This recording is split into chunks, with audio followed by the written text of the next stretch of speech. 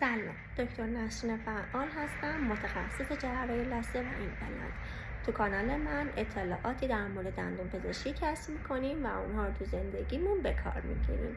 نکته ای که این بار میخوام صحبت بکنم استفاده از خمیر دندون های سفید کننده یا وایتنینگه. خمیر دندون های سفید کننده یا وایتنینگ به دلیل اینکه مواد ساینده زیادی دارن به مینای دندون ها آسیب میرسونن و شما مجاز به استفاده هر روزه از اونها نیستید. در صورتی که شکل و فرم دندون هاتون موردی نداره و فقط از رنگشون ناراضی هستین، بهترین کار استفاده از بلیچینگ ها هست.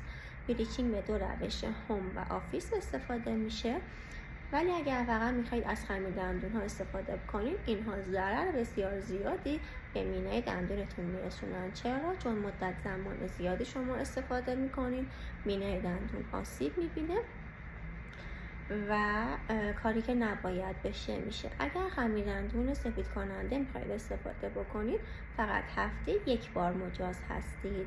ممنون میشم که کانال منو سابسکرایب میکنید تا اطلاعات کوتاه ولی کاربردی رو با همدیگه یاد بگیریم. دوستتون دارم.